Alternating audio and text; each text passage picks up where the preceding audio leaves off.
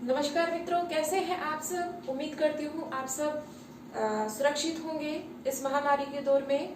और सबसे पहले देखिए, मैं आप सबका तहे दिल से शुक्रिया अदा करती हूँ कि आपने मेरे वीडियोस को देखा, मेरे चैनल को सब्सक्राइब किया और मुझे जो है और मोटिवेट किया कि मैं इन वीडियोस को कंटिन्यू रखूं। एक मेरा छोटा सा प्रयास था कि जितनी थोड़ा बहुत ज्ञान मेरे अंदर है इस सब्जेक्ट को लेकर वो मैं आप तक पहुंचाऊं। तो उस पहल में आप लोगों ने मुझे सराहा, मुझे साथ दिया मेरा, उसके लिए आप सबका बहुत बहुत धन्यवाद है। चलिए बात करते हैं। तो हम बात कर रहे थे विकारी शब्दों की, और विकारी शब्दों में भी हमारा जो टॉपिक चल रहा था वो चल रहा था विशेषण। देखिए फ्रेंड्स, हम विशेषण में 5 भेदों में से हम 3 भेदों की बात कर चुके थे, जो है गुणवाचक, संख्यावाचक और परिमाणवाचक। इन 3 टॉपिक पर हम बात कर चुके थे और उसके बाद 2 और भेद हमारे बचते हैं, जो है सार्वनामिक विशेषण और व्यक्तिवाचक विशेषण। आज इन्हीं को हम पढ़ते हैं। उसके बाद जो हमारा टॉपिक है विशेषण, ये समापन की ओर लगभग पहुंच चुका है। ये 2 टॉपिक करने के बाद हमारा जो विशेषण, जो टॉपिक हमने उठाया था विकारी शब्दों का, ये कंप्लीट हो जाएगा। और उम्मीद करती हूँ कि जो डाउट्स आप लोगों के रहे होंगे वो मैं कुछ हद तक उन्हें क्लियर करने में समर्थ रही, सक्षम रही। तो चलिए फ्रेंड्स, शुरू करते हैं हमारा आज का टॉपिक। जो सबसे पहले हम ले रहे हैं वो है हमारा सार्वनामिक विशेषण। देखिए, बुक्स में जो डेफिनेशन इसकी मिलती है हमें, वो मिलती है कि वे स्थान जो संज्ञा के साथ, वे सर्वनाम शब्द जो संज्ञा के साथ लगते हैं वो सार्वनामिक विशेषण कहलाते हैं। लेकिन ये जो डेफिनेशन है ये कंप्लीट नहीं है, इसमें कुछ जो है रह गया है, कुछ चीज छूट गई है, और उस छूटी हुई चीज को पूरा करने के लिए हम एक क्विक सा रिवीजन लेते हैं। पहुंचते हैं हम जो है हमारे सर्वनाम पर। देखिए, जो निश्चितवाचक जो सर्वनाम था, निश्चयवाचक, उसमें हमने बात की थी एक फॉर्मूले की, और वो फॉर्मूला क्या था हमारा कि सर्वनाम आना चाहिए, सर्वनाम के बाद विशेषण आना चाहिए, और विशेषण के बाद जो है संज्ञा, और संज्ञा के बाद फिर क्रिया। ये हमने एक फॉर्मूला देखा था कि सर्वनाम जो निश्चयवाचक सर्वनाम है, अगर सर्वनाम आ रहा है, सर्वनाम के बाद कोई विशेषण आ रहा है और फिर संज्ञा क्रिया आ रही है, तो क्या ये सर्वनाम और संज्ञा एक दूसरे से रिलेट है, एक दूसरे, यही सर्वनाम शब्द संज्ञा के लिए प्रयुक्त हो रहा है। तो वहां पर हमने देखा था कि निश्चयवाचक सर्वनाम था। लेकिन अब हम बात कर रहे हैं सार्वनामिक विशेषण की। तो सार्वनामिक विशेषण है वो, देखिए यही फॉर्मूला हमारा काम आने वाला है हमारा। इसमें हम सिर्फ जो ये विशेषण है हमारा, इसे हटा देंगे और सर्वनाम के जस्ट बाद जो आएगा वो हो जाएगी हमारी संज्ञा। और अब हमें ये देखना है कि जो सर्वनाम शब्द यूज हुआ है, क्या वह इस संज्ञा के लिए ही यूज हुआ है या नहीं। अगर संज्ञा के लिए यूज हुआ है तो ये हमारा हो जाएगा सार्वनामिक विशेषण। लेकिन अगर ये संज्ञा के लिए यूज नहीं हुआ तो फिर ये सार्वनामिक विशेषण नहीं होगा। चलिए एक उदाहरण से समझ लेते हैं। उदाहरण लेते हैं,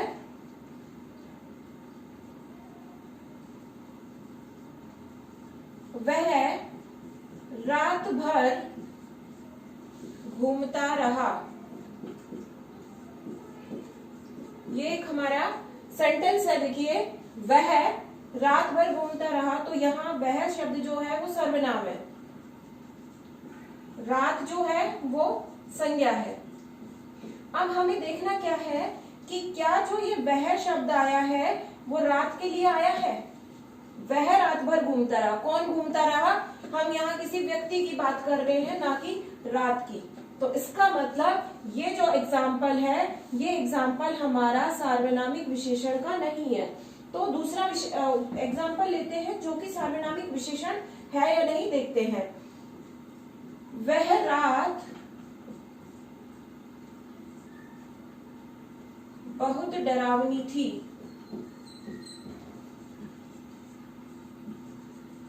अब हम बात कर रहे हैं कि वह रात, देखिए वह सर्वनाम है, रात जो है वो संज्ञा है। अब यहां पर भी वही चीजें हमने ली, यहां पर भी वही दो शब्द हमारे पास है, लेकिन यहां पर जो वह शब्द है, वह रात बहुत डरावनी थी। कौन सी रात, कौन सी रात की बात कर रहे हैं हम, वह रात, यानी ये जो वह शब्द है ये रात के लिए प्रयुक्त हुआ है। इसका मतलब ये जो उदाहरण है ये हमारा सार्वनामिक विशेषण का ही उदाहरण है। चलिए और उदाहरणों से इन्हें समझ लेते हैं कि किस तरीके से हम ये पता कर सकते हैं कि दिया गया वाक्य जो है वो सार्वनामिक विशेषण है या नहीं है। तो इसके लिए हमें उदाहरण जितने ज्यादा हम देखेंगे उतना ही जल्दी हमें चीजें क्लियर होगी। वह लड़का बहुत शैतान है।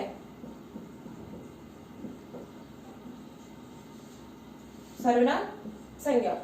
अब ये जो वह शब्द आया है, क्या ये लड़के के लिए आया है? तो वह लड़का बहुत शैतान है। कौन सा लड़का बहुत शैतान है? वह लड़का। ठीक है, तो ये सार्वनामिक विशेषण का उदाहरण है। वह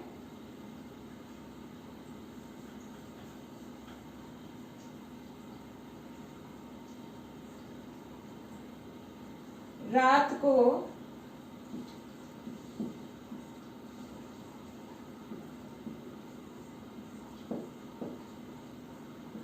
घूम रहा था।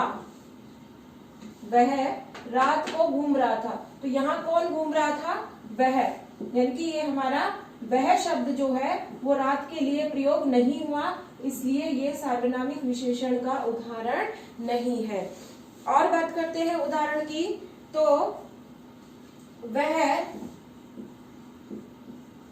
बस में बैठा है। वह बस में बैठा है। कौन बैठा है बस में? तो यहाँ बस संज्ञा है और बस में कोई व्यक्ति बैठा है जिसके बारे में हम कह रहे हैं कि वह बस में बैठा है। तो ये जो वह है यह उस व्यक्ति के लिए यूज हुआ है, ना कि बस के लिए। तो ये भी हमारा सार्वनामिक विशेषण नहीं है। वह बस खराब है। अब कौन सी बस खराब है यहाँ पर? वह बस, यानी ये जो वह शब्द आया है ये बस के लिए आया है। तो ये जो है हमारा सार्वनामिक विशेषण का उदाहरण है। तो इस तरीके से हम ये पता कर सकते हैं कि जो हमें सबसे पहले देखना क्या है इसमें, कि जो वह यानी जो भी कोई सर्वनाम शब्द आया है वह आगे आने वाली संज्ञा, पहली बात तो ये दोनों साथ आने चाहिए, सर्वनाम और संज्ञा शब्द दोनों साथ आने चाहिए। बुक्स में आपको सिर्फ इतनी ही डेफिनेशन मिलेगी कि वे सर्वनाम शब्द जो संज्ञा के साथ आते हैं सार्वनामिक विशेषण कहलाते हैं, लेकिन ये अधूरी परिभाषा है। तो हमने ये तो देख लिया कि दो संज्ञाएं एक साथ आ रही है, आई मीन संज्ञा और सर्वनाम जो है दोनों एक साथ आ रहे हैं, लेकिन उसके आगे हमें एक और चीज जो चेक करनी होती है वो ये होती है कि क्या जो सर्वनाम शब्द है वो उस संज्ञा के लिए प्रयुक्त हो रहा है या किसी दूसरी चीज के लिए, किसी दूसरी व्यक्ति के लिए, किसी और के लिए हो रहा है। तब हमें एग्जैक्ट पता चलेगा कि हमारा विशेषण जो है वो सार्वनामिक विशेषण है या नहीं। आई होप कि आपको सार्वनामिक विशेषण में अब कोई कंफ्यूजन नहीं रहेगा। और अब हमारा एक आखिरी जो विशेषण बचता है वो है हमारा व्यक्तिवाचक विशेषण। ओके, व्यक्तिवाचक विशेषण जो है ये देखिए हर बुक में आपको ये वाला भेद नहीं मिलेगा। कुछ लोग सिर्फ विशेषण के 4 ही भेद मानते हैं और वो व्यक्तिवाचक विशेषण को जो है वो गुणवाचक विशेषण में ही काउंट कर लेते हैं, वो इसका अलग भेद नहीं मानते हैं। लेकिन जो हमारी राजस्थान बोर्ड की माध्यमिक शिक्षा बोर्ड की जो बुक्स हैं उनमें व्यक्तिवाचक विशेषण जो है वो एक अलग से जो है भेद के रूप में बताया गया है। तो समझ लेते हैं कि क्या होता है।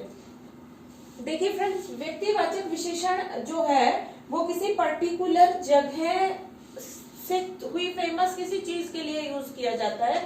तो यहाँ पर हम बात करते हैं व्यक्तिवाचक संज्ञा,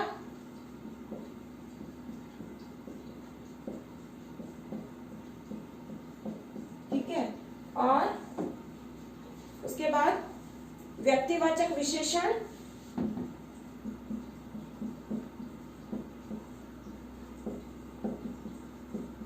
और विशेष्य। इस टेबल से हमें ये बहुत अच्छे से समझ आ जाएगा कि क्या होता है व्यक्तिवाचक विशेषण।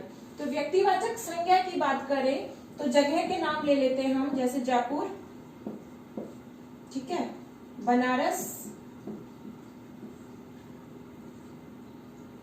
कश्मीरी यानी कश्मीर, और बंगाल। इस तरीके से हमने कुछ व्यक्तिवाचक संज्ञाएं ली है। इनके व्यक्तिवाचक विशेषण क्या बनेंगे? तो जयपुर से देखिए जयपुरी, जयपुरी व्यक्तिवाचक विशेषण बन गया। और इसका विशेष्य, तो जयपुर की क्या चीज बड़ी फेमस है जो इसी के नाम से प्रसिद्ध है? तो जैसे जयपुरी रजाई, ठीक है। उसके बाद बनारस, तो बनारस से बन गया बनारसी, तो बनारसी साड़ी। फिर बात करें कश्मीर, तो कश्मीर से बन गया कश्मीरी। कश्मीरी क्या फेमस है? शॉल बहुत फेमस है, ठीक है। सेब वहां के बड़े फेमस है, तो कश्मीरी शॉल, कश्मीरी सेब। ऐसे ही बंगाल की बात करें तो बंगाल से बन गया बंगाली, और ये हो गया बंगाली रसगुल्ले।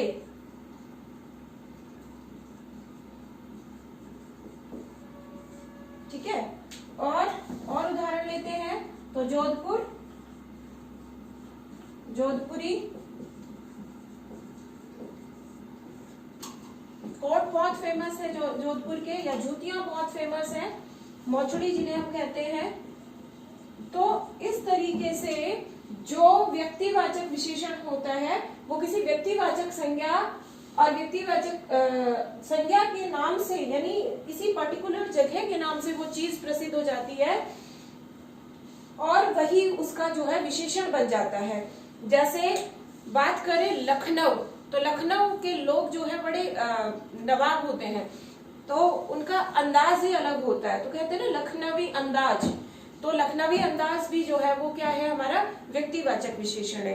अब अगर इसी तरह का कोई क्वेश्चन हमसे एग्जाम में पूछा जाता है और एग्जाम में हमें 4 ऑप्शन दिए गए कि भाई आप इसमें बताइए, चलिए एक एग्जाम्पल ले ही लेते हैं इसका और देखते हैं कि किस तरह से हमें इस क्वेश्चन को सॉल्व करना होता है।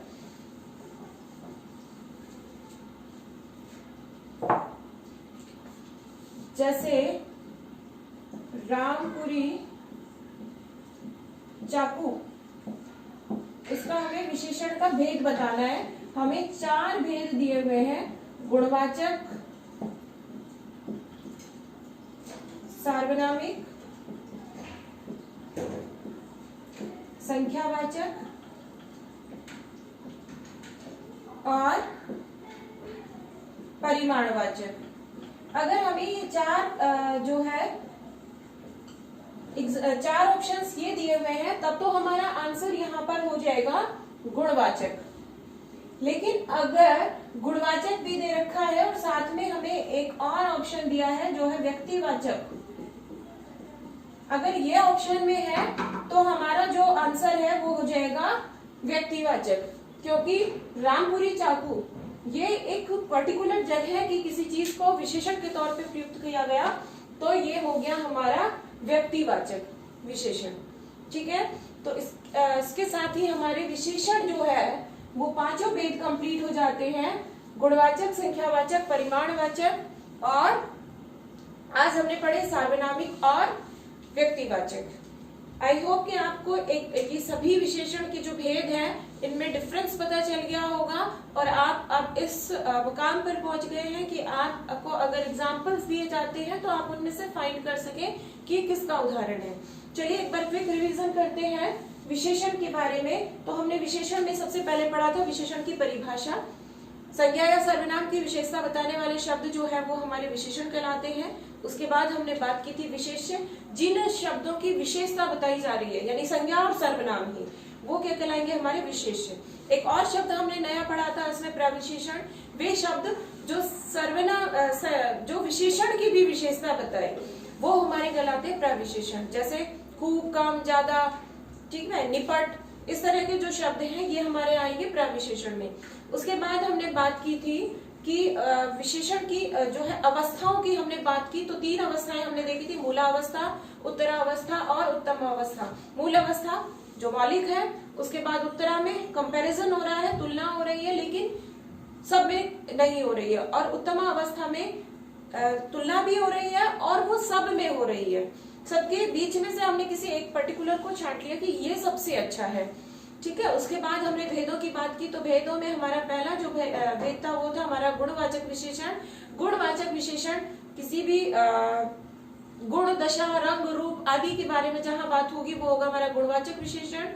उसके बाद हमने बात की थी संख्यावाचक विशेषण की। तो वे विशेषण शब्द जो संख्या के बारे में बताते हैं वो हो जाएंगे हमारे संख्यावाचक। इसके 2 भेद होते हैं, निश्चित संख्यावाचक और अनिश्चित संख्यावाचक। इसी तरह से परिमाणवाचक, जहां नापतोल के बारे में बात की जाए वो परिमाणवाचक में आएगा।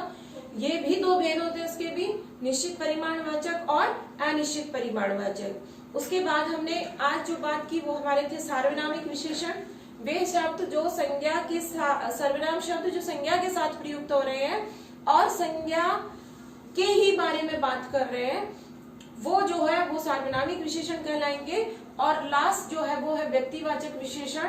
बात की हमने अभी कि जो किसी पर्टिकुलर जगह के बारे में उस चीज कोई फेमस हो गई है और उसके साथ वो विशेषण की तरह प्रयुक्त हो रहा है, वो व्यक्तिवाचक विशेषण में जाएगा। तो इस तरह से हमारा विशेषण का जो टॉपिक है वो कंप्लीट होता है। फिर मिलते हैं अगले टॉपिक में, और अगला टॉपिक हमारा बचता है विकारी शब्दों में क्रिया के बारे में बात करेंगे हम हमारे अगले वीडियो में। तब तक के लिए thank you and take care.